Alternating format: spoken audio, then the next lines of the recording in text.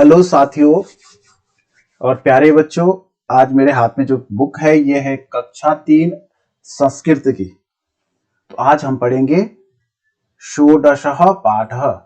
तो षोडशः पाठः का मतलब होता है 16वां पाठ। एकः कुत्र गतः, एक कहाँ गया। बहुत अच्छा आपको लगेगा ये पाठ पढ़ने में, बहुत आनंददायक है। आप ध्यान से अंत तक देखिए। 10 बालकाः स्नानाय नदी तटम गच्छन्ति। 10 बालक स्नान के लिए नदी तटम नदी के तट पर जाते हैं। गच्छन्ति का मतलब जाते हैं, नदी तटम का मतलब नदी के किनारे। ते स्नानम कृत्वा नदी पारम आगच्छन्ति, वे स्नान करके नदी पारम का मतलब किनारे, आगच्छन्ति मतलब आते हैं। तत्र तेषाम नायकः कथयति, वहां पर उनका जो नायक है, नायक का मतलब जो बॉस है, मॉनिटर या जो मतलब प्रधान हम कह सकते हैं, तो जो उनका बॉस है वो कहता है सर्वे सन्ति न वा, कि सारे हैं कि नहीं, सभी हैं, सर्वे सन्ति न वा, सभी हैं कि नहीं। इति कथयित्वा स एकः दो त्रयः चत्वारः पंच षट् सप्त अष्ट नव इति कर्मेण सर्वान् गणयति। ऐसा कह करके, ऐसा कहने के बाद वो गिनता है, 1 2 3 4 5 6 7 8 9 तक गिनता है, क्रम से सबको गिनता है। एकः बालकः नास्ति, मतलब एक बालक नहीं है, ठीक है ना।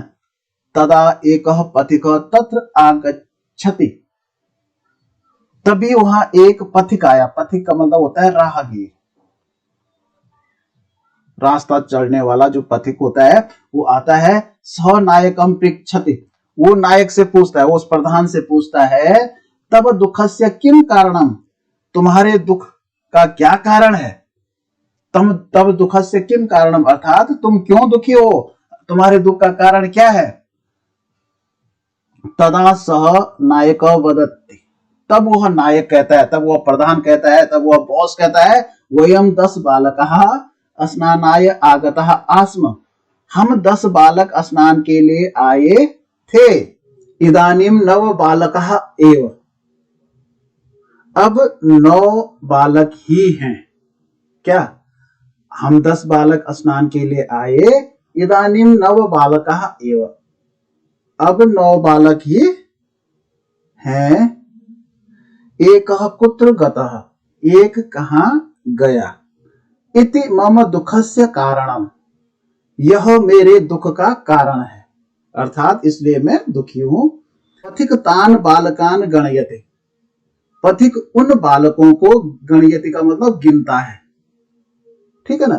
ततः स नायकम कथयति, तब वह नायक से कहता है, यानी वो मॉनिटर से कहता है या प्रधान से कहता है, तुम स्वयं न गणयसे, तुम स्वयं को नहीं गिनते हो, तुम स्वयं न गणयसे, तुम स्वयं को नहीं गिनते। दशमः बालकः त्वम एव असि, तुम ही 10वें बालक हो, 10वें बालक तुम ही हो। दशमः बालकः त्वम एव असि, 10वें बालक तुम ही हो। तदा ते प्रसन्नः बालकाः गृहं गच्छन्ति, तब वे प्रसन्न होकर, तदा ते प्रसन्ना, तब वे प्रसन्न होकर बालकाः गृहा गच्छन्ति, वो बालक घर जाते हैं, यानी बालक प्रसन्न होकर तब घर जाते हैं, ठीक है ना। अब आपने क्या करना है, इनकी मीनिंग्स याद करनी है। ये शब्दार्थ है, शब्दों के अर्थ है, इनको लिखना है और याद करना है। स्नानाय का मतलब स्नान के लिए, कृत्वा मतलब करके, आगच्छन्ति मतलब आते हैं, तेषाम मतलब उनका, कथयति माने कहता है, सर्वे का मतलब सभी, शांति का मतलब है, कथयित्वा माने कहकर, गणयति मतलब गिनता है, तदा का मतलब तभी, पथिक मतलब राहगीर, तान बालकान मतलब उन बालकों का, एव का मतलब ही, अस्य का मतलब हो, और भूत्वा का मतलब होकर। ये जो है अभ्यास, अभ्यास के प्रश्न है। चित्राणि दृष्ट्वा संख्या सह उचित मेलनम कुरुत, चित्रों को देख करके संख्या के साथ आपने उचित मेल करना है। 1 2 3 4 5 है, तो 5 के लिए कहते हैं पंचः, पंच। ये त्रय, 3 कुर्सियां तो मिला रखा है, 1 2 3 4, 4 सेव है तो 4 के लिए कहते हैं चत्वारः। 1 2 3 4 5 6 7 ये तितलियां हैं तो 7 के लिए कहते हैं सप्त। 1 2 3 4 5 6 7 8 हैं तो 8 के लिए कहते हैं अष्ट। ठीक है ना, इस तरह से आपने मिलाने हैं। अगर आप कॉपी में भी ऐसे छोटे छोटे चित्र बना सकते तो ठीक है, नहीं तो अगर आप नहीं बना सकते तो इनको इस तरह से लिखना है। त्रय का मतलब 3, पंच का मतलब 5, सप्त का मतलब 7, अष्ट का मतलब 8 और चत्वार का मतलब 4। ठीक है, ऐसा भी आप लिख सकते हैं। उपयुक्त पदानि चित्वा रिक्त स्थानानि पूरयत। उपयुक्त पदों को चुनकर रिक्त स्थानों की पूर्ति करो। 2 चत्वारः 10, 1 त्रीणि सप्त। सूर्य भवति, तो सूर्य 1 होता है तो यहाँ पे लिखना है 1 भवति। चंद्र अपि 1 भवति, चंद्रमा भी 1 होता है तो चंद्रमा भी 1 भवति। अस्माकं पादो भवतः, तो पाद कितने होते हैं, पैर 2 होते हैं तो हम यहाँ पे लिखेंगे 2। अस्माकं 2 पादो भवतः। परम पशुनाम पादा भवन्ति, लेकिन जो पशु होते हैं उनके कितने पैर होते हैं, 4 होते हैं तो 4 के लिखेंगे चत्वारः। परम पशुनाम चत्वारः पादा भवन्ति। सप्ताहे दिनानि भवन्ति, सप्ताह में कितने दिन होते हैं, 7 दिन होते हैं तो यहाँ पे लिखेंगे सप्त दिनानि। सप्ताहे सप्त दिनानि भवन्ति। वेदा भवन्ति, तो वेद 4 होते हैं तो वेदा चत्वारः भवन्ति। रावणस्य मुखानि सन्ति, रावण के कितने मुख थे, 10 मुख थे तो 10 मुखानि सन्ति।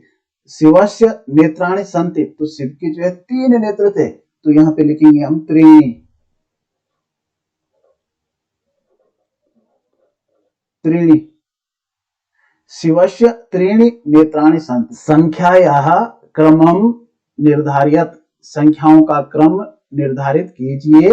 4 8 5 7 3 1 9 2 6 10, तो यहाँ लिखा है 1 2, मतलब एक, ये देखो 1 2 भी आ गया, 1 भी आ गया, अब त्रय होगा, त्रय त्रय भी आ गया, अब होगा चत्वारः, ये भी आ गया चत्वारः। चत्वारः के बाद पंच, पंच पंच के बाद षट, षट षट के बाद सप्त, सप्त के बाद अष्ट,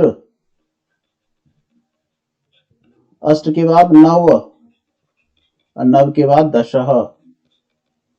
चित्राणि दृष्ट्वा संख्यायाम लिखत उच्चारणम च कुरुत, चित्रों को देखकर संख्या लिखो और उच्चारण करो। तो ये पुस्तक 1 है तो यहां हम लिखेंगे एकम। ये 2 है तो यहां हम लिखेंगे 2। ये 3 है तो हम यहां लिखेंगे त्रीणि। ये 4 गेंद है तो यहां हम लिखेंगे चत्वारः। संख्यायाः सम्मुखे संस्कृत रूपम लिखत, संख्या के आगे संस्कृत में लिखो, इनका संस्कृत रूप लिखना है। तो 3 को कहते हैं त्रयः, 5 को कहते हैं पंच, 7 को कहते हैं सप्त, 4 को कहते हैं चत्वारः, 6 को कहते हैं षट,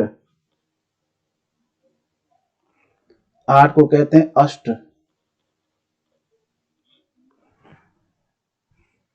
अब गतिविधि है, कक्षा की वस्तुओं की संस्कृत में गणना करें। कक्षा में जैसे आपके पास कितनी कुर्सियां हैं या कितने बेंच हैं तो संस्कृत में आपने बताना है।